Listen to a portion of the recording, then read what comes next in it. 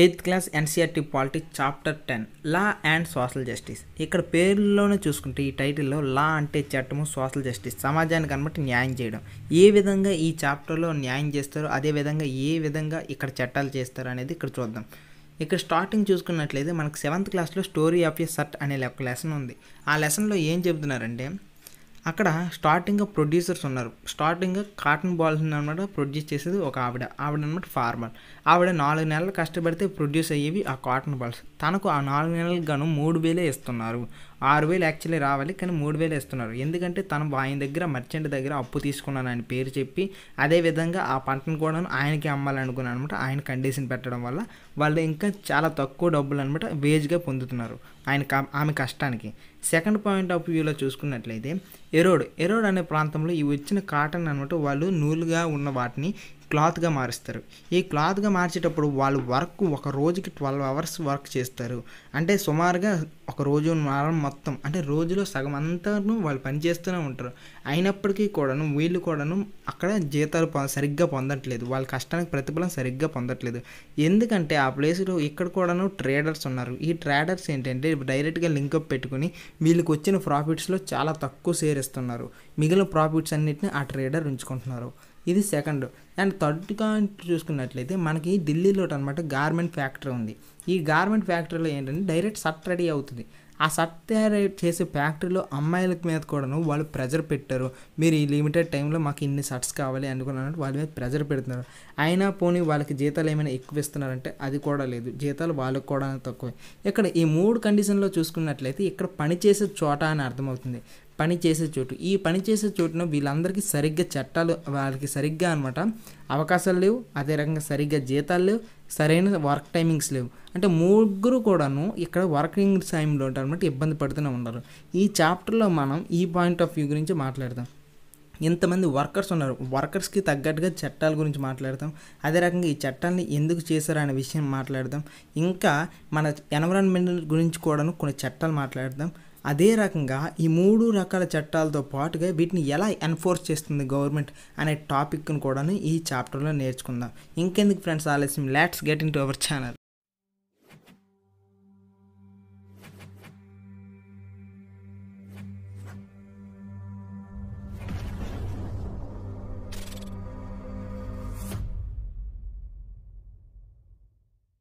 లెసన్కి సంబంధించిన నోట్స్ కావాలంటే కింద డిస్క్రిప్షన్లో లింక్ ఉంది. అన్ని లెసన్కి సంబంధించిన నోట్స్ కావాలంటే abhigna.com అని సెర్చ్ చేయండి. ఇంకా మోర్ ఇంట్రెస్టింగ్ ఎస్సెస్ కావాలంటే golearner.in అనే వెబ్సైట్లో మీరు మోర్ ఇంట్రెస్టింగ్ ఎస్సెస్ని పొందగలరు. ఇంకా మనం లేట్ చేయకుండా టాపిక్లోకి వెళ్తే మనం ఈ చాప్టర్లో చూడాల్సింది మెయిన్గా చట్టాలు. ఈ లాస్లు ఎందుకొరకు ఈ లాస్ అంటే వర్కర్స్ గురించి మనం మెయిన్గా ఈ లాస్లో చెప్పుకుంటాం. ఇక్కడ వర్కర్స్ గురించి అంటే వాళ్ళకి అనమాట మినిమం వేజెస్ కూడా వాళ్ళకి రావట్లేదు. ఎంతో డిస్క్రిమినేషన్కి గురవుతున్నారు. ఇంకా మోర్ ఓవర్ ఏంటంటే వాళ్ళ యొక్క శ్రమను దోచుకుంటున్నారు. ఎవరంటే private companies, contractors, business persons. వీళ్ళు ఏం చేస్తున్నారంటే వాళ్ళ యొక్క ప్రాఫిట్స్ని వాళ్ళు చూసుకుని అనమాట మిగిలిన తక్కువ అమౌంట్స్ని ఈ వేజెస్ని అదే రకంగా వీటిని అనమాట స్లేవ్స్కి ఇస్తున్నారు. ఇక్కడ స్లేవ్స్ అంటే ఎవరంటే ఈ వర్కర్స్ అనమాట. వీళ్ళకి అనమాట ఇప్పుడు వాళ్ళు ప్రశ్నించలేరు. ఎందుకంటే వాళ్ళు పూర్ అండ్ పవర్లెస్ అనమాట. ఇందువల్ల వాళ్ళు అనమాట మినిమం వేజెస్ని పొందడం వల్ల అనమాట వాళ్ళ యొక్క జీవితాల్లో డెవలప్మెంట్ అనేది మిస్ అయిపోతుంది.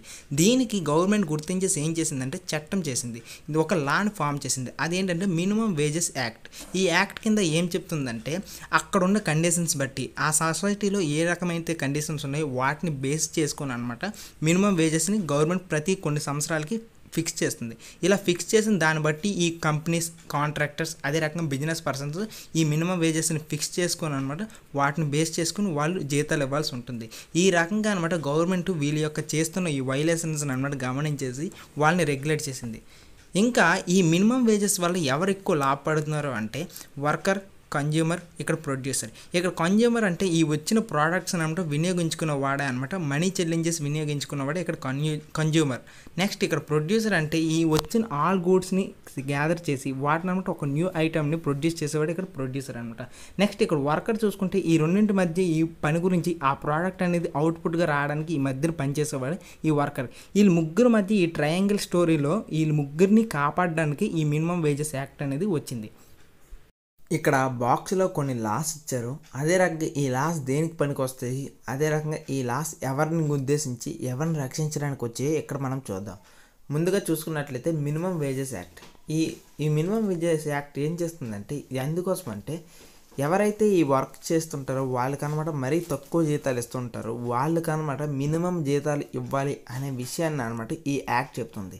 సో ఈ యాక్ట్ ఎవరికి ఇంట్రెస్ట్ చూపిస్తుందంటే ఎవరిని కాపాడుతుంది అంటే ఇక్కడ పూర్ పీపుల్ ఉంటారు, అదే రకంగా చాలా రకాల workers, labours, construction workers, factory workers, domestic workers వీళ్ళందరినీ ఉద్దేశించి అనమాట ఈ లా చేశారు. నెక్స్ట్ చూసుకున్నట్లయితే ఈ law adequate safety measures in work places. మనకి వర్క్ ప్లేసెస్లో చూసుకున్నట్లయితే alarm system, emergency exits, properly functioning machinery ఈ రకమైనవన్నీ కూడాను ఉండాలి అనుకుని చెప్తున్నారు. ఉదాహరణకి మనకి మైన్స్లో తీసుకున్నట్లయితే అక్కడ మీథేన్ గ్యాస్ అనేది అప్పుడప్పుడు రిలీజ్ అవుతూ ఉంటుంది. ఇలాంటి గ్యాస్ రిలీజ్ అయ్యేటప్పుడు అనమాట అక్కడ కొన్ని అలారమ్స్ పెడుతూ ఉంటారు. ఆ అలారమ్స్ ఏంటంటే ఎప్పుడైతే ఆన్ అవుతాయో ప్రజలందరూ అనమాట బయటకు వచ్చేస్తారు, లేకపోతే ఆ మీథేన్ గ్యాస్ వచ్చేసి చనిపోయే అవకాశాలు కూడా ఉంటాయి. సో ఇక్కడ ఏమంటున్నారంటే ఈ రకమైన డేంజరస్ ప్లేసుల్లో పనిచేసేటప్పుడు ఇలాంటి మిషనరీ ఉండాలి అనుకున్నామంటే ఈ లా చెప్తుంది. సో ఇదనమాట ప్రజల ప్రాణాలను కాపాడడానికి ఈ లా అనమాట నెససరీగా ఉంది. నెక్స్ట్ ఇది ఎవరిని కాపాడడానికి, ఎవరిని ప్రొటెక్ట్ చేయడానికి ఉందంటే వర్కర్స్ని. ఈ లేబర్స్ ఉన్నారు కదా, ఈ పైన చూసిన లేబర్స్ ఇక్కడ కూడా వస్తారు. వాళ్ళని పనిచేసే ప్లేస్లో అంటే ఫ్యాక్టరీస్లో, మైన్స్లో, అదే రకంగా కొన్ని వర్కింగ్ ప్లేస్లో, ఇండస్ట్రీస్లో ఇలాంటి వాటిలో పనిచేసేటప్పుడు అక్కడ డేంజరస్ ప్లేస్, హజార్డస్ ప్లేస్లు ఉంటే అక్కడ వాళ్ళని ప్రొటెక్ట్ చేయడానికి ఇలా ఉపయోగపడుతుంది. నెక్స్ట్ ఇక goods meet set and prescribed standards అని అన్నారు. ఇక్కడ మనం చూసుకున్నట్లయితే ఈ లా ఎవరి గురించి, అదే రకంగా ఎందుకు ఇంపార్టెంట్ అని అంటే మనం ఇంట్లో చాలా వస్తువులను వాడుతుంటాయి, ఎలక్ట్రికల్ అప్లయన్సెస్, అదే రకంగా కొన్ని రకాల గూడ్స్, ఇంకా మనకి నిత్యావసరాలు ఇలాంటివన్నీ మనం వాడుతూ ఉంటాం. అయితే ఇవన్నీ కూడాను ప్రిస్క్రైబ్డ్ స్టాండర్డ్స్లో ఉండాలి అని అంటారు. మనకు ఐఎస్ఐ ఉంది, అంటే ఇండియన్ స్టాండర్డ్ ఐటమ్స్ గుర్తించబడిన ఐటమ్సే మనం చాలా ఎక్కువగా వాడుతూ ఉంటాం. ఉదాహరణకి ఎలక్ట్రికల్ అప్లయన్సెస్ చూసుకున్నట్లయితే అది లైట్ ఒకటి మనం కొంటాం, కానీ అది 2 రోజులు పనికి వచ్చేసి 3వ రోజుకి పాడైపోయిందంటే మనకు ఇక్కడ కన్జ్యూమర్ అనేవాడు నష్టపోతాడు. సో ఇక్కడ ఈ లా ఏం చెప్తుందంటే ఇక్కడ కన్జ్యూమర్ని నష్టపరిచేలా అనమాట ప్రోడక్ట్స్ ఉండకూడదు అనుకుని ఈ లా చెప్తుంది. దీని ద్వారా ఎవరు లాభపడుతున్నారంటే, ఎవరిని ప్రొటెక్ట్ చేస్తున్నారంటే ఇక్కడ కన్జ్యూమర్ కోసం ఈ లాని చేశారనమాట. అంటే ఆ లా మస్ట్ బి లా క్వాలిటీ అనుకుని చెప్తున్నారు. అక్కడ ప్రోడక్ట్ అనేది క్వాలిటీగా ఉండాలనుకుని ఇక్కడ థర్డ్ కాలంలో చూస్తారు. ఇంకా 4th వన్ చూసుకున్నట్లయితే essentials goods are not high. అంటే ఇక్కడ ఏమని చెప్తున్నారంటే ఉదాహరణకి మనకి బాగా నిత్యావసరాలు ఉన్నాయి పబ్లిక్ ఫెసిలిటీస్లో అనమాట, right to food, right to water, ఇవన్నీ మనం చూసాం. అయితే ఇవన్నీ కూడా ఏమని చెప్పుకున్నామంటే లాస్ట్ లెసన్లో ఇవన్నీ అఫోర్డబుల్ రేట్లో ఉండాలనుకుని చెప్తున్నాం. సో ఇక్కడ ఎందుకు ఈ లా నెససరీ అని అంటే ఒకవేళ కానీ హై రేట్స్కి పెరిగిపోయాయి అంటే కేవలం రిచ్ పర్సన్సే కొనగలరు, కానీ మిడిల్ క్లాస్ పర్సన్స్, అదే రకంగా పూర్ పర్సన్స్ కొనడానికి చాలా కష్టం అవుతుంది. కాబట్టి ఇక్కడ ఈ లా ఎందుకంటే ఇక్కడ పూర్ పర్సన్స్, అదే రకంగా ఈ ఇంకా మిడిల్ క్లాస్ పర్సన్స్ వీళ్ళని కాపాడడానికి ఈ లా అనమాట హెల్ప్ చేస్తుంది. నెక్స్ట్ చూసుకున్నట్లయితే law requiring that factories do not pollute air or water. ఇక్కడ ఈ లా ఏం చెప్తుందంటే ఎందుకొరకు అని అంటే మనకి మ్యాక్సిమం చూసుకున్నట్లయితే కెమికల్ ఫ్యాక్టరీస్, పెస్టిసైడ్ ఫ్యాక్టరీస్ ఇవన్నీ కూడాను వాటి నుండి వచ్చే అవుట్పుట్స్తో సహా కొత్త పొల్యూషన్ని కూడాను బయటకు విడిచిపెడుతూ ఉంటుంది. అయితే ఈ లా ఏం చెప్తుందంటే ఈ లా ఎందుకు ఇంపార్టెంట్ అంటే ఇప్పుడు ఈ విడిచిపెట్టే పొల్యూషన్ కూడాను కొంత లిమిట్లో ఉండాలి, కొంత రెగ్యులేట్ చేయాలి, కొంత ఎన్విరాన్మెంట్కి సరిపోయే బేసిస్ని ఆల్రెడీ స్టాండర్డ్స్ని కొన్ని ఫిక్స్ చేస్తారు గవర్నమెంట్ ఇన్స్పెక్టర్స్. సో వాళ్ళు చెప్పిన లిమిట్స్లోనే ఉండాలి ఈ లా అనుకో, అది దానికి ఇంపార్టెంట్. దీనివల్ల ఎవరిని ప్రొటెక్ట్ చేయవచ్చు అంటే ఎన్విరాన్మెంట్ని అనమాట. ఈ ఎన్విరాన్మెంట్ని అనమాట తగిన మోతాదులోనే వీళ్ళు విడిచిపెట్టడం వల్ల నష్టం పెద్దగా ఉండదు, పొల్యూషన్ కూడాను పెద్దగా ఉండదు. ఇంకా నెక్స్ట్ చూసుకున్నట్లయితే law requiring facts law against child labour in work places. ఇక్కడ చైల్డ్ లేబర్ అన్నప్పుడు అందరికీ గుర్తొచ్చేసింది. ఈ లా ఎవరి గురించి అంటే చిన్నపిల్లల గురించి. ఈ లాను మనం చూసుకున్నట్లయితే మనకి ఎప్పటి నుండో వింటుంటాం 5 to 14 years మధ్యన పిల్లలకి అనమాట పని చేయించకూడదు అనుకుని చెప్తుంది. ఈ లా ఇప్పుడు ఎవరిని ఉద్దేశించి అంటే పిల్లల్ని ఉద్దేశించి చెప్తున్నారు. ఇంకా last law to farm workers union associations. ఈ లా ఎందుకు ఇంపార్టెంట్ అనేది ముందు చూసుకున్నట్లయితే వై ఇట్ ఈజ్ నెసెసరీ అని అంటే మనం చూసుకున్నాం ఇంతకుముందు స్టార్టింగ్ లాలో చూసుకున్నట్లయితే మినిమం వేజెస్. ఇక్కడ ఒక వ్యక్తి అనమాట తనకు తక్కువ జీతం వస్తుంది అనుకుని ప్రశ్నిస్తే ఆయన కొట్టవచ్చు, ఆయన మీద డిస్క్రిమినేషన్ చూపించవచ్చు, ఆయన పనిలో నుండి తీసేవచ్చు. అదే కొంతమంది కలిసి కానీ ఆయన ప్రశ్నిస్తే ఆయన అనమాట అందరినీ అలా చేయలేడు. సో ఇక్కడ దీని అర్థం అదే, వీళ్ళందరూ కలిసి ఆర్గనైజేషన్స్ ఫామ్ చేసి వాళ్ళ కష్టాలన్నింటినీ కలిసి అనమాట ఎదుర్కొంటే ఇక్కడ వాళ్ళకి జరిగే నష్టాలు అనేవి తగ్గుతూ ఉంటాయి. అదే రకంగా మోర్ ఎఫిషియన్సీగా వాళ్ళకి రావాల్సినవన్నీ తెచ్చుకోగలరు. ఇక్కడ ఇలా అందుకు ఇంపార్టెంట్ అనమాట. మన రాజ్యాంగంలో ఈ లా కూడా ఉంది. అంటే మీరు ఆర్గనైజేషన్స్ ఫామ్ చేసుకోవచ్చు అనుకుని, అంతే ఇంకా సంఘాలను కూడా మీరు ఫామ్ చేసుకోవచ్చు. దీనివల్ల ఎవరు ప్రొటెక్ట్ చేయొచ్చు అంటే ఈ మామూలుగా ఉండే వర్కర్స్ ఉంటారు కదా, ఈ వర్కర్స్ ఇలాంటి డొమెస్టిక్ వర్కర్స్ ఇలాంటి వాళ్ళందరూ కూడాను మనకి ఇక్కడ వీళ్ళు ప్రొటెక్ట్ అవుతూ ఉంటారు. మనం ఉదాహరణకి బయట చూసుకున్నట్లయితే ఆటో యూనియన్ సంఘం, కార్స్ యూనియన్ సంఘం, అదే రకంగా డాక్టర్స్ యూనియన్ సంఘం, ఇంకా ఆర్ఎంపీ యూనియన్ సంఘం, ఇలా రకరకాల వృత్తులు వాళ్ళందరూ మ్యాక్సిమం అన్ని రకాల సంఘాలు ఇప్పుడు వెలిసిపోయి. అంటే ఇదే మెయిన్ రీజన్. ఒక్కరు అడిగితే కష్టమవుతుంది, కానీ అందరూ కలిసి ఐకమత్యంగా అడిగితే ఆ ప్రాబ్లం ఎంత ప్రాబ్లం అయినా సాల్వ్ అవ్వాల్సి ఉంటుంది. ఇది మనకి ఇక్కడ టేబుల్లో ఉండే ఈ లాస్ అన్నీ కొన్ని చెప్పారు. చట్టాలు ఎన్నున్నా సరే వాటి యొక్క ఎన్ఫోర్స్మెంట్ కానీ జరగకపోతే ఆ లాస్ అన్నీ వేస్ట్ అయిపోయినట్టే. మనం పైన చూసుకున్నాం సుమారుగా 7 రకాల లాస్ ఉన్నాయి. ఇవన్నీ కూడాను వర్కర్స్ని, కన్జ్యూమర్స్ని, ప్రొడ్యూసర్ని వీళ్ళందరినీ కాపాడడానికి ఉద్దేశంలోనే ఈ లాస్ అన్ని చేశారు. కానీ వాటి యొక్క ఎన్ఫోర్స్మెంట్ చూసుకున్నట్లయితే చాలా తక్కువగా జరిగిందని, అంటే ఆ లాస్ అన్నీ నిర్వీర్యం అయిపోతాయి అనేది ఇక్కడ మనకు అర్థమవుతుంది. సో ఇక్కడ ఈ లాస్ అన్ని ఏం చెబుతున్నాయంటే వాళ్ళందరికీ ఫెయిర్ వేజెస్ని రావాలనుకుని ఇక్కడ చెప్తున్నాయి. సో వాళ్ళపైన జరిగే అన్ఫెయిర్ ప్రాక్టీసెస్ని తొలగించడానికి, అదే రకంగా వాళ్ళకి అన్ఫెయిర్ ప్రాక్టీసెస్తో పాటుగా ఫెయిర్ వేజెస్ కూడా ఇవ్వాలి అనే అనమాట ఆ లాస్ అన్నీ ఉన్నాయి. నెక్స్ట్ ఇంకొకటి ఏంటంటే గవర్నమెంట్ ఇన్స్పెక్టర్స్, వీళ్ళు చాలా కీ రోల్ ప్లే చేస్తారు. ఎందుకంటే ఇక్కడ ఫ్యాక్టరీస్ ఇలాంటివన్నీ ఉంటాయి కదా, వాటిని అనమాట ఈ గవర్నమెంట్ నుండి రెగ్యులర్గా ఇన్స్పెక్ట్ చేస్తారంటే ఫ్యాక్టరీస్ని కానీ మైన్స్ని కానీ అక్కడ జరిగే సిచ్యువేషన్స్ అని అబ్జర్వ్ చేస్తూ ఉంటే అక్కడ సిస్టమ్స్ని, అదే రకంగా అక్కడ సిచ్యువేషన్స్ని ఈయన రెగ్యులేట్ చేయగలరు. అదే రకంగా ఏమైనా ప్రాబ్లమ్స్ ఉంటే ఈయన వాళ్ళని క్వశ్చన్ చేసే అవకాశాలు ఉంటాయి అనమాట గవర్నమెంట్ తరఫున ఒక వ్యక్తి ఇలా వెళ్తే. కానీ చాలా సిచ్యువేషన్స్లో చూసుకున్నట్లయితే మనకనమాట ఈ రకమైన సిచ్యువేషన్స్ ఏమీ కనిపించవు. మనకి భోపాల్ గ్యాస్ ట్రాజడీ మనం ఉంది కింద నెక్స్ట్ దాంట్లోనే చదువుతాం, అక్కడ గవర్నమెంట్ ఇన్స్పెక్టర్స్ ఎలా ఫెయిల్ అయ్యారు అనే విషయాన్ని. ఇంకా మనం చూసుకున్నట్లయితే ఇక్కడ ఎందుకు ఈ చట్టాలన్నీ తయారు చేశారనే పెద్ద ప్రశ్నకు ఆన్సర్ ఏంటంటే ఇక్కడ ప్రజలందరూ పూర్ ఆర్ పవర్లెస్. ఇక్కడ ప్రజలందరూ ఎప్పుడైతే పేదరికంతో ఉన్నారో వాళ్ళు అనమాట పవర్లెస్గా ఉన్నారు. సో ఇలా పవర్లెస్గా ఉండడం వల్ల అనమాట వాళ్ళ జీవనానికి కష్టమైనప్పుడు వాళ్ళకి అనమాట ప్రశ్నించలేరు. ఒకవేళ ప్రశ్నిస్తే ఆయన యొక్క ఉద్యోగాలు ఎలా పోతాయో అని భయంతో అనమాట వాళ్ళు అడగరు. అందుకే ప్రజలందరికీ తెలుసు ఇది తక్కువ జీతాలే అని. కానీ ఇక్కడ పూర్నెస్ వల్ల అనమాట వాళ్ళు కష్టపడి మరి చేయాల్సి వస్తుంది అనమాట తప్పక. అయితే మరి ఏం చేయాలి అని అంటే గవర్నమెంట్ మేకింగ్ లాస్, గవర్నమెంట్ లాస్ని మేక్ చేయాలి. అదే రకంగా ఎన్ఫోర్స్, ఇక్కడ అన్నిటికన్నా ముఖ్యమైనది ఈ ఎన్ఫోర్స్ చేయాలి. నెక్స్ట్ చూసుకున్నట్లయితే అప్ హోల్డింగ్ దీస్ లాస్, దీన్ని అనమాట ప్రజల దృష్టికి అదే రకంగా అందరికీ తెలిసేలా అనమాట ఈ లాస్ని చేయాలి. ఉదాహరణకి మనకు ఒక లా ఉంది, ఆ లా ఎలాగ సోషల్ జస్టిస్ని ఇంప్రూవ్మెంట్ చేస్తుంది, ప్రైవేట్ కంపెనీస్ని రెగ్యులేట్ చేస్తుందో ఇక్కడ చూద్దాం. ఇక్కడ child labour act 1986, child labour act 1986 ఇది ఏం చెప్తుందంటే ఇక్కడ పిల్లలందరూ 2011 సెన్సస్లో చూసుకున్నట్లయితే 4 మిలియన్ చిల్డ్రన్ అంట మన ఇండియాలోటి పనిచేస్తూ ఉన్నారు. వాళ్ళు 5 నుండి 14 ఇయర్స్ మధ్యన ఉన్న వాళ్ళే 4 మిలియన్ చిల్డ్రన్స్ పనిచేస్తున్నారు, సుమారుగా 40 లక్షల మంది. సో ఎంతమంది పనిచేస్తున్నారు కదా, వీటందరినీ రెగ్యులేట్ చేయడానికి 1986లో చైల్డ్ లేబర్ యాక్ట్ వచ్చింది. దీని ద్వారా ఏం చెప్పారంటే 5 నుండి 14 సంవత్సరాల పిల్లలు ఎవరూ పని చేయకూడదు, ఒకవేళ కానీ వాళ్ళు పనిచేస్తే వాళ్ళు పని చేయడానికి అవకాశం ఉంది అనుకుని చెప్పారు. కానీ 2016లో ఈ పార్లమెంట్లోని అమెండ్మెంట్ చేశారు ఈ యాక్ట్కి. ఇక్కడ అమెండ్మెంట్ అంటే చిన్నగా ఎడిట్ చేశారనమాట. ఏమని ఎడిట్ చేశారు అని అంటే ఇక్కడ నుండి 5 నుండి 14 కాదు, 14 నుండి 18 మధ్యలో ఉన్న పిల్లలను కూడాను, అంటే అడాలసెంట్స్ పిల్లలను కూడాను ఇక్కడ మీరు ఇచ్చేస్తే, మీరు వాటిని కూడాను పనిలో పెట్టుకుంటే, అదే రకంగా డేంజర్ కండిషన్స్లో పని చేయిస్తే వాటిని కూడాను చైల్డ్ లేబర్ కింద పరిగణిస్తామనుకుని చెప్పారు. సో దీని ద్వారా ఇలాంటివి ఏవైనా చేస్తే వాళ్ళు ఎన్ఫోర్సింగ్ చూడండి ఎలా ఉంది, ఇలాంటివి చేస్తే మీకు కాగ్నిజబుల్ అఫెన్స్ ఉంటుంది అని చెప్పారు. కాగ్నిజబుల్ అంటే ఇక్కడ బెయిల్ ఉండదు, ఈ అఫెన్స్కి ఈ నేరాలకి బెయిల్ రాని నేరమానికి పరిగణిస్తామని చెప్పారు. ఇంకా ఎవరైనా తప్పు చేస్తే ఇలా దొరికిపోతే 20,000 నుండి 50,000 రూపాయల వరకు ఫైన్స్ ఉంటాయి అనుకుని అనమాట చెప్పారు. ఈ రకంగా అనమాట గవర్నమెంట్ లాస్ని అమెండ్ చేసింది, అదే రకంగా మేక్ చేసింది, వాటిని అనమాట ఈ రకంగా అప్హోల్డ్ చేస్తుంది, ఇంకా ఎన్ఫోర్సింగ్ కూడా చేస్తుంది.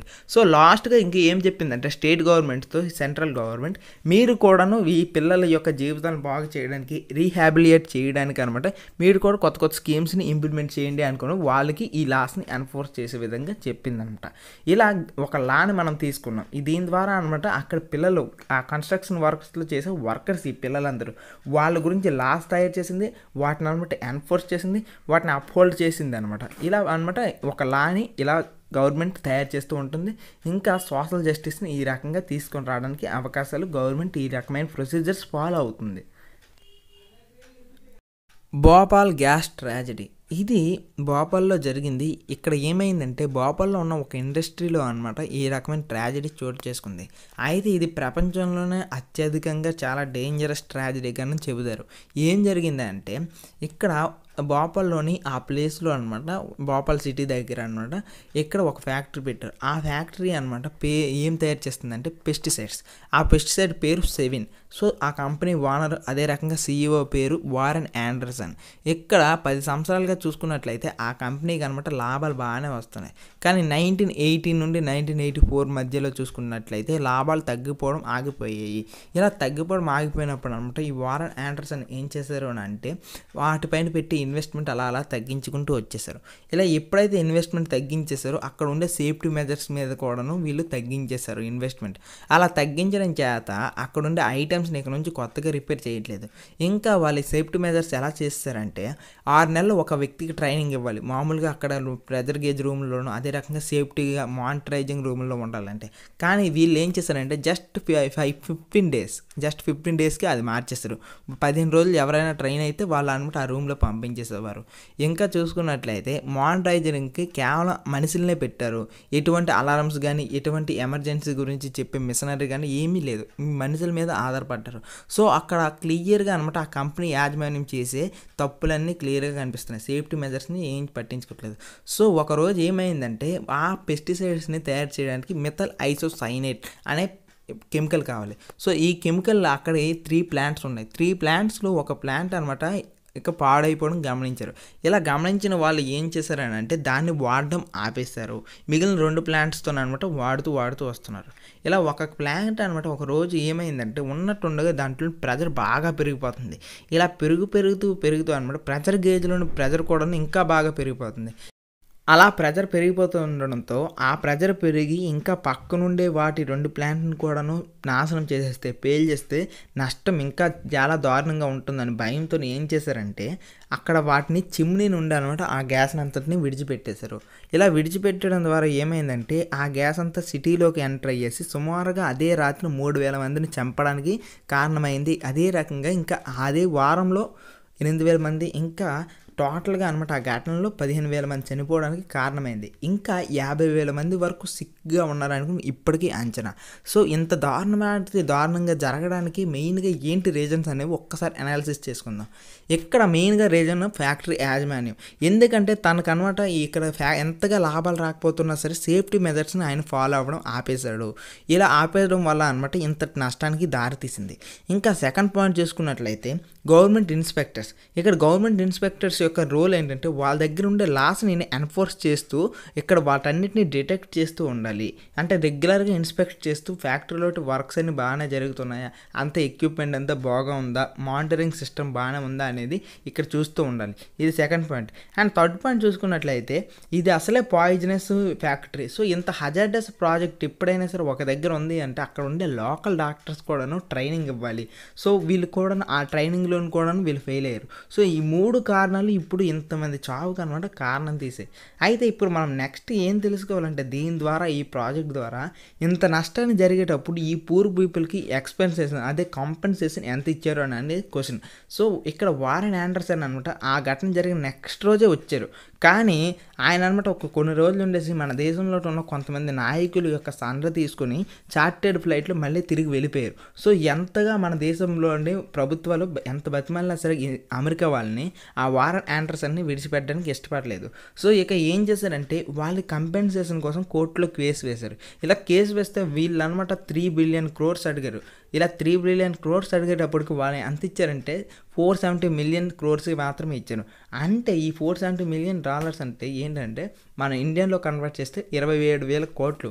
అంటే ఇప్పుడు ప్రస్తుత రేటు 27,000 కోట్ల రూపాయలు మాత్రమే ఆయన ఇచ్చారు. కానీ వీళ్ళు 3 బిలియన్ అడిగితే. సో ఇక్కడ మన గవర్నమెంట్స్ అనమాట లాస్ కానీ కరెక్ట్గా ఉండుంటే, వాటిని కానీ పర్ఫెక్ట్గా ఉండుంటే, వాటిని ఇంకా పర్ఫెక్ట్గా ఎన్ఫోర్స్ చేసుంటే ఈరోజు ఇంత ప్రాబ్లం రాకపోయినాం. సో ఎప్పుడైతే ఈ సేఫ్టీ లాస్ని వీళ్ళు నెగ్లెక్ట్ చేశారో, అదే రకంగా వాళ్ళు కూడాను వాళ్ళ యొక్క డ్యూటీస్ని ఫ్యాక్టరీ వాళ్ళు నెగ్లెక్ట్ చేశారో ఇంతమంది ప్రజల ప్రాణానికి నష్టం వచ్చేలా ఉంది.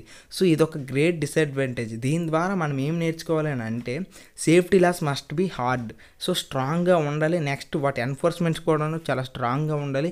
ఇంకా ఏంటంటే అన్నిటికీ ప్రీ ప్లానెడ్గా ఇలాంటి హజార్డస్ ప్రాజెక్ట్స్కి అస్సలు పర్మిషన్స్ చాలా తక్కువగా ఇవ్వాలి, సిటీకి దూరంగా ఇవ్వాలనేది ఈ భోపాల్ గ్యాస్ ట్రాజడీ మనకు నేర్పించిన ఒక గుణపాఠం. What is a workers worth? మన దేశంలోని పనిచేసే వాళ్ళు ఉన్నారు కదా, వాళ్ళ యొక్క విలువ ఏంటి అనేది ప్రశ్న. ఇక్కడ దీనికి ఆన్సర్ తెలుసుకునే ముందు మన దేశంలో ఆ ఫ్యాక్టరీ పెట్టారు కదా, ఆ ఫ్యాక్టరీ మన వర్కర్స్కి సేఫ్టీ గురించి ఏ రకంగా ఆలోచించిందో ఇప్పుడు మనం చూద్దాం. ఆ విషయాన్ని అర్థం చేసుకోవాలంటే ముందుగా అనమాట ఆ ఫ్యాక్టరీ యొక్క యాజమాన్యం ఎలా ప్రవర్తించింది, అదే రకంగా తన మెంటాలిటీ ఎలా ఉందో ఇక్కడ చూద్దాం. యుఎస్లోని వెస్ట్ విర్జీనియా అనే ప్రాంతంలో అనమాట ఇదే ప్లాంట్ ఉంది, సేమ్ యూనియన్ కార్బైడ్ ప్లాంట్ అనమాట.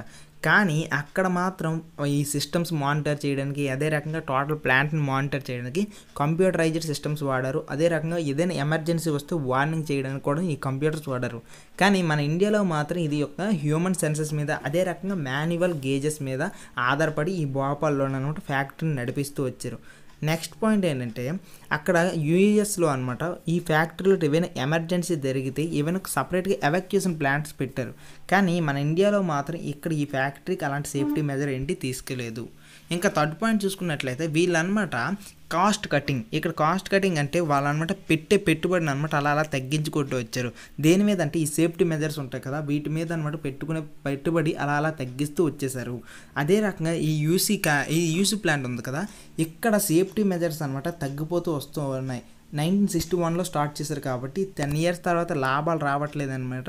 వాళ్ళు దీని మీద సేఫ్టీ మెజర్స్ ఉంటాయి కదా, వాటి మీద పెట్టి ఇన్వెస్ట్మెంట్ అలా తగ్గించుకుంటూ వచ్చేసారు. ఇలా తగ్గించడం వల్ల అక్కడ ఉండే సేఫ్టీ డివైసెస్ పాడైపోతూ వచ్చాయి. అయినా సరే వాళ్ళు కేర్లెస్గా విడిచిపెట్టేశారు. ఇంకా 1980 నుండి 1984లో వీటి యొక్క తీరు ఇంకా మారిపోయింది. ఏం చేశారంటే ఈ ఎంఐసి అంటే మెథైల్ ఐసోసైనేట్ అనే ఈ కెమికల్ ప్లాంట్ దగ్గర ఏం చేశారంటే 12 వర్కర్స్ ఉండాల్సింది 6 వర్కర్స్గా మార్చేశారు. అదే రకంగా ఇక్కడ సేఫ్టీ ట్రైనింగ్ కోసం ప్రతి సంవత్సరం అనమాట 6 నెలలు ట్రైనింగ్ ఇస్తూ ఉంటే దాన్ని అనమాట 15 రోజులకే దించేశారనమాట. అంటే ఇక్కడ వర్కర్స్కి ఎంత చీప్గా చూసారో, అదే రకంగా ఈ వర్కర్స్ యొక్క ప్రాణాలంటే ఎంత తక్కువగా వాల్యూ ఇచ్చారో మనకి క్లియర్గా ఆ ఫ్యాక్టరీ మేనేజ్మెంట్ యొక్క ఆలోచనలు మనకి ఇక్కడ క్లియర్గా అర్థమవుతున్నాయి. ఇప్పుడు మన ప్రపంచ దేశాల్లోని ఈ వర్కర్స్ అంటే ఎందుకు అంత క్రేజ్, మన ఇండియన్స్ అంటే ఎందుకు అంత క్రేజో ఇక్కడ ఇప్పుడు చూద్దాం వాటి కారణాలు. మెయిన్ రీజన్ ఏంటంటే ఇండియాలో చీప్గా లేబర్ దొరుకుతారు. కానీ అక్కడ యూఎస్లో చూసుకున్నట్లయితే మాత్రం తక్కువ రూపాయలకి ఎవరు పనిచేయరు, ఎవరు కూడాను కూలీలు రారు. సెకండ్ పాయింట్ ఏంటంటే lower pay more hours work. ఇక్కడ మన ఇండియాలో తక్కువ జీతానికి ఎక్కువ గంటలు పనిచేస్తారు ఇండియన్స్, అంటే ఇండియన్స్లో ఉన్న లేబర్స్. కానీ అక్కడ యూఎస్లో మాత్రం వాళ్ళు మాకు లిమిటెడ్ టైమే వర్క్స్ చేస్తాం అనుకుని అనమాట వాళ్ళు పద్ధతులు ఫాలో అవుతారు. కానీ మన ఇండియాలో మాత్రం వాళ్ళు కాయ కష్టం లేకుండా వాళ్ళు అదే రకంగా ఒంటిని చూసుకోకుండా కష్టపడుతూనే ఉంటారు. అదే రకంగా ఇక్కడ థర్డ్ పాయింట్ ఏంటంటే వీళ్ళు అనమాట మన ఇండియాలో ఎడిషనల్గా అనమాట ఈ హౌసింగ్ ఫెసిలిటీస్ ఇవ్వాల్సిన అవసరం లేదు. ఒకవేళ ఇస్తే మాత్రం తక్కువ ఫెసిలిటీస్తో ఉండేలా హౌసెస్ మేనేజ్ చేస్తే సరిపోతుంది అనమాట మన ఇండియాలో. ఇక్కడ మనం love in shopping mall movie చూస్తున్నట్లయితే ఆ సినిమాలో హీరో అనేది ఒక వర్కర్. సో అక్కడ హీరో ఉండే రూమ్ చూసుకున్నట్లయితే అదే రూమ్లో ఒక 40 మంది వరకు పడుకునే ఉంటారు. అంటే పక్కన పడుకొని అనమాట కొద్దిగా ప్లేస్లో అనమాట అక్కడ ఆ వర్కర్స్ వాళ్ళందరూ చేయడానికి ఇష్టపడుతూనే ఉంటారు. అట్ ద సేమ్ వే ఇక్కడ కూడా మనం అదే రకమైన ఆలోచన తీసుకుని వస్తే తక్కువ రూపాయలకి ఎక్కువ పని చేస్తారు, అదే రకంగా తక్కువ రూపాయలకి పని చేయడానికి కూడాను ఇష్టపడతారు. ఇంకా వాళ్ళకి ఎటువంటి ఫెసిలిటీస్ అసలు ఉండడానికి కొద్దిగా చోటు ఇస్తే సరిపోద్ది అనేటట్లుగా ఇక్కడ ఇండియాలో అనమాట లేబర్స్ ప్రాబ్లమ్స్ ఉన్నాయి. ఇలా ఎందుకు ఉన్నారో, అసలు ఎందుకు వీళ్ళు ఇంత తక్కువ రూపాయలకి వస్తున్నారు అనే విషయాన్ని కూడా ఇప్పుడు చూద్దాం. ఇలా తక్కువ జీతాలకే పనిచేయడానికి గల మెయిన్ కారణం ఏంటంటే అన్ఎంప్లాయ్మెంట్. ఇక్కడ అన్ఎంప్లాయ్మెంట్ గురించి కొద్దిగా మాట్లాడదాం. ఒక ఇల్లు ఉంది, ఆ ఇంట్లో 5 మంది ఉన్నారు, అది కరువు కాలం. కానీ కరువు కాలం వల్ల ఏంటంటే ఇంట్లో ఉన్న డబ్బునంతా అలా ఖర్చు చేస్తూ వాళ్ళ ఆకలిని నింపుకుంటున్నారు. కానీ ఒకనొక రోజుకి వచ్చేటప్పటికి వాళ్ళ ఇంట్లో కూడా డబ్బులు తరిగిపోయాయి. ఇక ఆ ఇంట్లో ఆ ఇల్లు అంతా పెద్ద వాళ్ళ నాన్నగారు కష్టపడితే కానీ ఇల్లు మాత్రం గడవదు. సో వాళ్ళ నాన్నగారు ఎలా లేదన్నా బయటకు వెళ్ళి డబ్బు సంపాదించి తీసుకొని రావాలని అనుకుంటారు. సో అలాంటి సమయంలో ఆయన ప్రాణాలని రిస్క్ చేసే కండిషన్స్లో వర్క్ చేయడానికి అయినా సరే ఆయన ఇష్టపడేసి వెళ్ళి పని చేసుకుంటూ వస్తారు. అలా వచ్చిన డబ్బులతో అనమాట వాళ్ళ ఫ్యామిలీని పోషించేస్తే పరిస్థితులు మన ఇండియాలో చాలా ఎక్కువ కుటుంబాలకు ఉన్నాయి. ఇవే కండిషన్స్ వేరే చాలా కుటుంబాలకి మనకి కనిపిస్తూ ఉన్నాయి. దీనిలో మనకు మెయిన్గా కనిపించేది ఏంటంటే పేదరికం. ఈ పేదరికం వల్ల అనమాట వాళ్ళు అన్ఎంప్లాయ్మెంట్ అనమాట, ఎటువంటి ఉద్యోగం ఉండదు. ఈ ఉద్యోగం లేకపోవడం వల్ల వాళ్ళు పేదరికంతో మగ్గి ఉన్నారు. ఇలా ఉండడం వల్ల అనమాట వాళ్ళు మ్యాక్సిమం ఎటువంటి కండిషన్స్లోనైనా వర్క్ చేయడానికి ఇష్టపడుతూ ఉన్నారు. ఇదే పాయింట్ అనమాట ప్రపంచంలో చాలా కంట్రీస్ తీసుకొని మన ఇండియాకి వచ్చేసి చీప్గా లేబర్స్ని వాడుకుంటున్నారు. ఇంకా కొంతమంది ట్రేడర్స్ అయితే వీళ్ళ చేత అధికంగా పనులు చేయించేసి చాలా తక్కువ జీతాలను ఇస్తున్నారు. ఇక్కడ ఈ ఎంప్లాయ్మెంట్ యొక్క ఆలోచన, అదే రకంగా ఈ ఎంప్లాయర్ పనిచేసే వ్యక్తి యొక్క ఆలోచన గుడ్డు కన్నా మెల్లే బెటర్ కదా అనే ఆలోచనతో ఉన్నారు. దీన్నే కాలస్ యాటిట్యూడ్ అంటారు. ఈ రకమైన యాటిట్యూడ్ అనేది ఉండడం వల్లనే ఈ భోపాల్ గ్యాస్ ఇన్సిడెంట్ జరిగిన తర్వాత కూడాను మైన్స్లోను సైట్స్లోను ఇలాంటి వర్క్ కన్స్ట్రక్షన్ ప్లేస్లోను ఇప్పటికీ ఇలాంటి సిచ్యువేషన్ జరుగుతూనే ఉన్నాయి. దీని అంతటికి కారణం ఎవరిని తప్పు చూపిస్తున్నారంటే ఈ ఎంప్లాయీస్నే తప్పు చూపిస్తున్నారు. ఎందుకంటే వీళ్ళు అనమాట కనీసం విచక్షణ లేకుండా ఎందుకు ఇంత తక్కువ డబ్బులకి పనిచేస్తున్నారు, అదే రకంగా ఇలాంటి డేంజర్ కండిషన్స్లో ఎందుకు పనిచేస్తున్నారు అనుకుని ఇక్కడ ప్రశ్నించాల్సింది ఇక్కడ ఎంప్లాయర్స్కినే తిరిగి ప్రశ్న పడుతుంది. ఈ రకంగా మన భారతదేశంలోనూ ఒక వర్కర్ అనమాట కష్టాల్లోటి మగ్గిపోతున్నారు. వాళ్ళ యొక్క పేదరికం వల్ల వాళ్ళ జీవితాలనే తాకట్టు పెడుతున్నారు, అది కూడా చాలా తక్కువ విలువకు మిగతా కంపెనీలకి వీటన్నిటికీ. ఇది మన ఇండియాలో అనమాట వర్కర్ యొక్క వర్త్. ఎన్ఫోర్స్మెంట్ ఆఫ్ సేఫ్టీ లాస్ని ఎన్ఫోర్స్ ఎలా చేస్తారో ఇక్కడ చూద్దాం. మన దేశంలోని ప్రతి ఒక్క ప్రజలకి సేఫ్టీని ఇవ్వాల్సిన బాధ్యత, వాళ్ళ ప్రాణాలను కాపాడవలసిన బాధ్యత గవర్నమెంట్దే. మన రాజ్యాంగం కూడా ఏం చెప్పిందంటే మన ఇండియన్ కాన్స్టిట్యూషన్లో ఆర్టికల్ 21లోన ప్రతి ఒక్కరికి రైట్ టు లైఫ్ అనేది ఉంది అనుకుని చెప్పింది. అంటే వాళ్ళ యొక్క ప్రాణాలకు అనమాట కాన్స్టిట్యూషన్ కూడా గ్యారెంటీ ఇచ్చింది. దీన్ని అనుసరించి అనమాట మన దేశంలోని మనం ఎన్నుకున్న నాయకులు ఏ రకమైన చట్టాలు చేశారో వాటి పరిస్థితులు ఎలా ఉన్నాయంటే మన భారతదేశంలోని మొదటగా మన చట్టాలు, అదే రకంగా మన సేఫ్టీ లాస్ ఎలా ఉన్నాయంటే మేజర్గా ల్యాక్స్ అంటే నిర్లక్ష్యంగా ఉన్నాయన్నమాట. వాటి ఎవరు పెద్దగా పట్టించుకోవట్లేదు. ఇంకా సెకండ్ పాయింట్ చూసుకున్నట్లయితే అవి చాలా వీక్గాను ఉన్నాయి, అదే రకంగా ఎవరు పట్టించుకోవట్లేదు, ఎవరు ఎన్ఫోర్స్ కూడా చేయట్లేదు ఈ సేఫ్టీ లాస్ని. అయితే ఇప్పుడు భోపాల్ గ్యాస్ ఇన్సిడెంట్ నుండి చూసి అది ఎలాగ ఎన్ఫోర్స్ అవ్వట్లేదు అనే విషయాన్ని ఇక్కడ చూద్దాం. ఇదొక హాజార్డస్ ప్రాజెక్ట్, అంటే ఇది ఒక డేంజరస్ ప్రాజెక్ట్ అయినా సరే మన గవర్నమెంట్ అఫీషియల్స్ ఏంటంటే పట్టించుకోకుండా దానికి అనమాట అప్రూవ్ చేశారు. అది మొదటగా వాళ్ళకి మన సేఫ్టీ లాస్ని వైలేషన్ కనిపిస్తుంది. అంటే వాళ్ళు అనమాట నిర్లక్ష్యంతో వ్యవహరించారనమాట ఈ భోపాల్ గ్యాస్ ప్రాజెక్ట్కి అనమాట వాళ్ళు అప్రూవ్ చేస్తారు. ఇది మొదటి పాయింట్. ఇంకా సెకండ్ పాయింట్లో చూసుకున్నట్లయితే మన గవర్నమెంట్ ఏం చేసిందంటే వాళ్ళకి అనమాట ఇన్వెస్ట్మెంట్ కావాలి. ఈ ఇన్వెస్ట్మెంట్ అంటే ఏంటంటే మనీ స్పెంట్ ఆన్ ఎనీథింగ్ అనమాట. సో ఏదైనా ఒక థింగ్ మీద, అదే రకంగా ఏదైనా ఒక బిల్డింగ్ మీద, కారు మీద, ఇలా వేటి మీదైనా ఒక దాని మీద మనీ ఖర్చు చేయడాన్ని ఇక్కడ ఇన్వెస్ట్మెంట్ అంటారు. దీని ద్వారా వీళ్ళు ఏమనుకున్నారంటే మన భారతదేశంలో కానీ ఇలాంటి ప్రాజెక్టులు ఏవైనా వస్తే వాటి మీద మనీ స్పెండ్ చేస్తారు. దానివల్ల అనమాట వాళ్ళ ప్రొడక్షన్ పెరుగుతుంది. దానికోసం అనమాట వాళ్ళకి ఎంప్లాయర్స్ కావాలి. ఈ ఎంప్లాయర్స్ మన దేశంలో ఎలాగో అన్ఎంప్లాయ్మెంట్ ఎక్కువగా ఉంది కాబట్టి మన దేశంలో ప్రజలు అనమాట వాటిలో వర్క్ చేయడానికి వెళ్తారు. ఇలా చేయడం వల్ల ఆ ప్రోడక్ట్ బయటకు వస్తుంది. ఆ బయటకు వెళ్ళిన ప్రోడక్ట్ అమ్ముకొని చాలా ఎక్కువ మంది బతుకుతారు అనుకుని ఈ రకమైన ఆలోచనలు చేసి మన భారతదేశంలోని ఈ ప్రభుత్వాలు అనమాట వీటికి కూడా అప్రూవల్ చెప్పారు. కానీ వీళ్ళందరూ ఒకటి మర్చిపోయారు ఏంటంటే ఇది ఒక డేంజరస్ ప్రాజెక్ట్.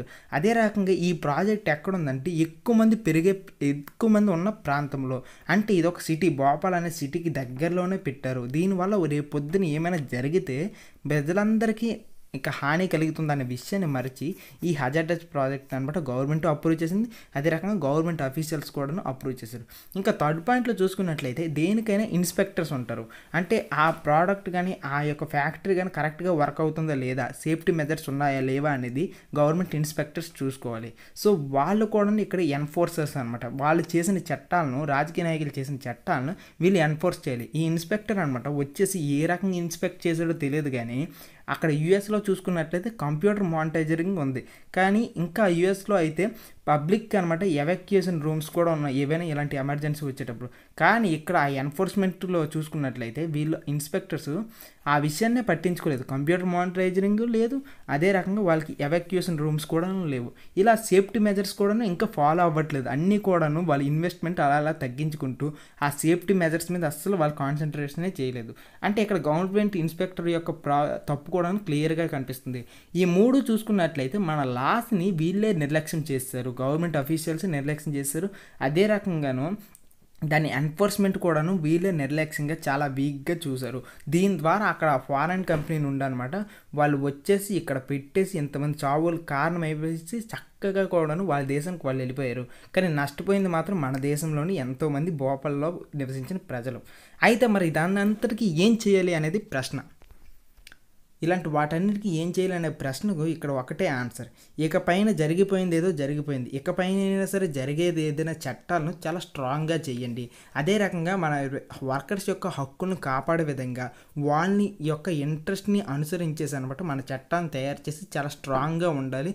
నెక్స్ట్ మన గవర్నమెంట్లోని ఇన్స్పెక్టర్స్ ఇవన్నీ ఆఫీషియల్స్ వీళ్ళందరూ కూడాను ఒక ప్రాజెక్టు అప్రూవల్ చేయాలంటే ఎంతో కఠినంగా వ్యవహరించాలనుకొని ఇప్పటి నుంచి ఈ చట్టాలు కూడాను కఠినంగా ఉండాలనుకొని ఇక్కడ మనకి చెప్పారు ఆథర్. అయితే హైపర్ మూవీలో చూసుకున్నట్లయితే హీరో వాళ్ళ ఫాదర్ వాళ్ళని లాస్ట్ వరకు ఆ సినిమా కాన్సెప్ట్ ఏంటంటే ఒక ప్రాజెక్ట్ని అనమాట తప్పు అయిన ప్రాజెక్ట్ని ఆయన ఒప్పుకోవట్లేదు. సో ఇక్కడ కూడాను ఆ హీరో వాళ్ళ ఫాదర్ చేసిన అదే రకమైన ఎఫర్ట్స్, అదే రకమైన డిటర్మినేషన్ ఇక్కడ కూడాను కావాలి. చేసే ప్రతి ఒక్కరు, ప్రతి గవర్నమెంట్ అఫీషియల్ ఇది రేపు పొద్దున్న నేను పెట్టే సంతకం ఏదైనా సరే రేపు పొద్దున్న ఫ్యూచర్ని డిసైడ్ చేస్తుంది అని ఆలోచించి ప్రజలందరూ యొక్క శ్రేయస్సును అనుసరించేసి అనమాట ఇక్కడ మన గవర్నమెంట్ అఫీషియల్స్ అదే రకంగా మన రాజకీయ నాయకులు చట్టాలు చేయాలి. దాన్ని అనమాట వీళ్ళు కూడాను అనుసరించాలి. ప్రజలందరూ ప్రాణాలు కాపాడాలని అనే ఉద్దేశంతో అదే రకంగా ప్రజలందరికీ నాశనం కాకుండా, ప్రజలందరి యొక్క సేఫ్టీని నాశనం లేకుండా చూసుకునేలా అనమాట వీళ్ళు చట్టాలు తయారు చేయాలి. అదే రకంగా వీళ్ళని ఫాలో కూడా అవ్వాలి. ఇది మన ఇక్కడ ఈ కంటెంట్ చెప్తుంది. New laws to protect the ఎన్విరాన్మెంట్ని ప్రొటెక్ట్ చేయడానికి కొన్ని కొత్త లాస్ వచ్చి అవేంటో చూద్దాం. 1984లో చూసుకున్నట్లయితే అప్పుడు కండిషన్స్కి అనమాట ఎన్విరాన్మెంట్ మీద ఉండే లాస్ అన్ని చాలా వీక్గా ఉన్నాయి. అదే రకంగా ఎవరు కూడాను దాటిని ఎన్ఫోర్స్ చేయట్లేదు. వీటి వల్ల ఏం నష్టం జరిగిందంటే ఆ టైంలో ఎప్పుడైనా ప్రాజెక్ట్స్ వచ్చినా, ఇండస్ట్రీస్ వచ్చిన, ఫ్యాక్టరీస్ వచ్చిన ఈ ఎన్విరాన్మెంట్ని అసలు కన్సిడర్ చేయకుండా పర్మిషన్స్ ఇచ్చేసేవారు. దీని ద్వారా ఏమైందంటే ఎన్విరాన్మెంట్ అనేది ఒక ఫ్రీ ఎంటిటీగా మారిపోయింది. ఇలా మారడం వల్ల వాళ్ళు ఏ రకమైన పొల్యూషన్ అయినా ఎన్విరాన్మెంట్లోకి రిలీజ్ చేసేవచ్చు, నదులను పాడు చేసేవచ్చు. ఈ రకమైన సిచ్యువేషన్ 1984లో ఉండేది. అయితే మనం యూనియన్ కార్బైడ్ ప్లాంట్ గురించి చూసుకున్నట్లయితే ఈ యూనియన్ కార్బైడ్ ప్లాంట్ వల్ల ఎంతో నష్టం జరిగింది ఎన్విరాన్మెంట్కి కూడాను. వాళ్ళు రిలీజ్ చేసిన ఈ ఎన్విరాన్మెంట్కి ప్రాబ్లం వల్ల వాళ్ళకి మనీ అడిగితే వాళ్ళేమి మాకు పట్టనట్టుగా అనమాట వాళ్ళు నాట్ ఆన్సర్డ్, ఎటువంటి ఆన్సర్ కూడా ఇవ్వలేదు. అదే రకంగా వాటికి బాగు చేయడానికి, ఎన్విరాన్మెంట్ని తిరిగి మళ్ళీ మార్చడానికి అనమాట ఎటువంటి డబ్బులు కూడా ఇవ్వలేదు. సో ఇక్కడ ఈ రెండు సిచ్యువేషన్లో ఏం చూస్తున్నామంటే ముందుగా లాస్ అనేవి స్ట్రిక్ట్గా లేవు. రెండో పాయింట్ చూసుకున్నట్లయితే తప్పు చేసిన వాడు అకౌంటబుల్గా లేడు, అంటే తన జవాబుదారీతనంగా లేడు. అదే రకంగా జవాబు చెప్పుకునేలాగా కూడా లేడు. ఎప్పుడైతే ఈ భోపాల్ డిజాస్టర్ ఈవెంట్ జరిగిందో, ఈ భోపాల్ గ్యాస్ ట్రాజడీ జరిగిందో అప్పుడు అనమాట ప్రతి ఒక్కరికి కూడా ఎన్విరాన్మెంట్ గురించి సీరియస్నెస్ వచ్చింది. ఆ రోజున అనమాట ఎటువంటి ప్రజలు ఆ సిటీలో బతికే ప్రజలందరూ కూడాను వాటితో డైరెక్ట్గా సంబంధం లేకపోయినా సరే కొన్ని వేల మంది చనిపోయారు. అదే రకంగా వాటి వల్ల ఎన్విరాన్మెంట్లో రిలీజ్ అయిన దానివల్ల అనమాట ఎన్నో రకాల చెట్లు, ఆ ప్రాంతంలో ఉండే నీరు కూడాను కలుషితం అయిపోయింది. ఇక్కడ మనం ఫోటోలో చూసుకున్నట్లయితే ఈ బోర్ అనమాట రెడ్ కలర్లో ఉంది.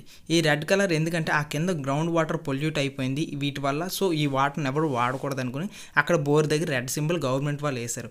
కానీ ఈ వాటర్ని ఇప్పటికి కూడా వాళ్ళు వాడుతున్నారు, ఎందుకంటే వాళ్ళకి సోర్స్ లేదు. సో దీన్ని బట్టి మనకు అర్థమవుతుంది ఏంటంటే ఈ భోపాల్ గ్యాస్ ఇన్సిడెంట్లో మనకి ఇక్కడ పొల్యూషన్ వచ్చింది, అదే రకంగా ఎన్విరాన్మెంట్ నాశనం అయిపోయింది. దీంతో మాటుగా ఇంకేంటంటే దీంతో డైరెక్ట్గా సంబంధం లేకపోయినా సరే మిగతా వాటి మీద కూడా వీటి యొక్క ఎఫెక్ట్ వచ్చింది. సో ఇంతమందికి ఇన్ని లాసెస్ ఉన్న వాటి మీద చట్టాలు ఎందుకు స్ట్రిక్ట్గా ఉండకూడదు అనేది ఒక క్వశ్చన్ ఎన్విరాన్మెంటల్ యాక్టివిస్ట్ స్ట్రాంగ్గా గవర్నమెంట్స్కి ప్రెజర్ చేశారు. అలా చేయడం వల్ల అనమాట ఇక గవర్నమెంట్ ఏం చేసిందంటే కొత్త లాస్ని ఇంట్రడ్యూస్ చేసింది.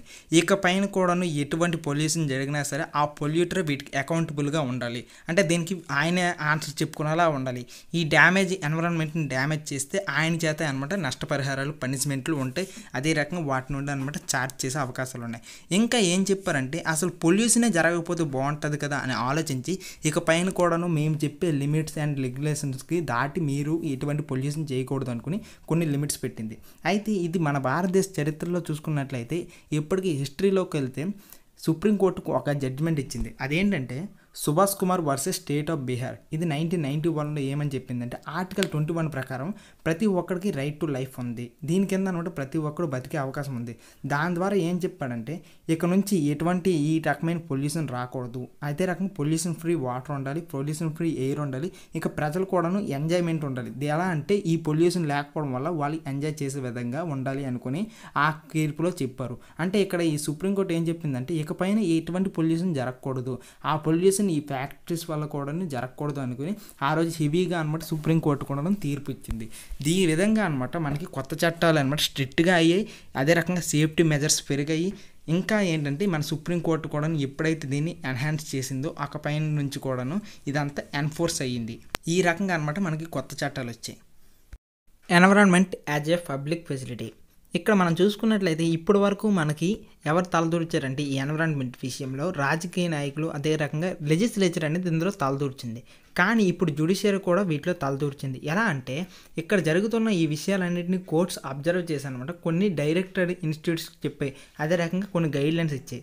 ఏదైతే ఈ పొల్యూషన్ అయితే అవుతుందో వీటి వల్ల అంటే ఫ్యాక్టరీస్ వల్ల వీటిని ఏం చేయిందంటే మీరు వీటిని క్లోజ్ చేసేయండి. ఉదాహరణకి ఢిల్లీలో చూసుకున్నట్లయితే ఢిల్లీలో మనకి నడిబొడ్డున అనమాట అనేక రకమైన ఫ్యాక్టరీలు మనకి దర్శనమిస్తాయి. ఇలాంటి ఫ్యాక్టరీస్ని అనమాట వీళ్ళు ఏం చెప్పారంటే ఈ ఫ్యాక్టరీస్ వల్ల వచ్చే పొల్యూషన్ వల్ల ఇక్కడ యమునా రివర్, అదే రకంగా దాని దగ్గర ఉన్న సరౌండింగ్స్లో వాటర్ బాడీస్ అన్నీ కంటామినేట్ అయిపోతున్నాయని చెప్పారు. సో దాంతో తగ్గట్టుగా ఈ ఎయిర్ కూడాను కంటామినేషన్ అయిపోతుంది. ఇలా జరగకుండా ఉండడానికి అనమాట ఏం చేసిందంటే మీరు ఈ ఫ్యాక్టరీస్ని అన్నిటినీ మూసివేసేవాలి, అదే రకంగా ఈ ఫ్యాక్టరీస్ని వేరే దగ్గర పెట్టేవాలి అనుకుని చెప్పింది అనమాట కోర్టు. అయితే ఇక్కడ మరొక సమస్య వచ్చింది. అది ఏంటంటే ఫ్యాక్టరీస్ని అంటే రీలొకేట్ చేసినా సరే అక్కడ కూడాను ఇదే ప్రాబ్లమ్స్ మళ్ళీ తలెత్తుతున్నాయి. అంటే మళ్ళీ పొల్యూషన్ సంబంధించిన ప్రాబ్లమ్లు అక్కడ కూడాను మళ్ళీ వస్తున్నాయి. సో ఇక్కడ ఫ్యాక్టరీని అనేది ఇక్కడ పెడితే ఏంటి, వేరే దగ్గర పెడితే ఏంటి, ఇక్కడ బలయ్యేది ప్రజలే కదా బలైపోతున్నారు అనుకుని ఒక కొత్త సమస్య వచ్చింది. దాంతోపాటుగా ఒక సడన్గా అనమాట ఈ ఫ్యాక్టరీస్ని మూసివేయడం ద్వారా ఏమవుతుందంటే అక్కడ ఉండే ఆ ఫ్యాక్టరీలో పనిచేసే వాళ్ళందరికీ కూడాను అక్కడ ఎంప్లాయ్మెంట్ పోతుంది. అలా పోవడం వల్ల అనమాట వాళ్ళ యొక్క జీవనం అనేది కష్టమైపోతుంది. సో ఇక్కడ వాళ్ళ లైవ్లీహుడ్ మీద దెబ్బపడుతుంది అనమాట ఒక ఫ్యాక్టరీని మూయడం వల్ల. ఫ్యాక్టరీని ముయ్యకపోతుంటే అక్కడ ఆ ప్రాంతంలో ఆ సరౌండింగ్స్లో నివసించే ప్రజల యొక్క లైవ్లీహుడ్స్ పాడైపోతున్నాయి. సో దీనికనమాట ఇక్కడ కోర్ట్స్ ఏమని చెప్పాయంటే మీరు డైరెక్ట్గా మూసేయకుండా గ్రాడ్యువల్గా కొన్ని స్టెప్స్తో ఫాలో అవుతూ మెల్లమెల్లగా అన్నిటిని తగ్గించుకుంటూ అదే రకంగా వీటి వల్ల వచ్చే నష్టాన్ని కూడా భర్తీ చేసుకుంటూ తగ్గించాలనే మెథడ్కి వచ్చింది. సో ఈ రకంగా అనమాట అన్నీ ఒకేసారి కాకుండా మెల్లమెల్లగా వాటి నుండి జరిగే నష్టాలన్నింటినీ కనుగొని వాటిని మెల్లమెల్లగా తగ్గించాలని కోర్ట్స్ ఆదేశించింది.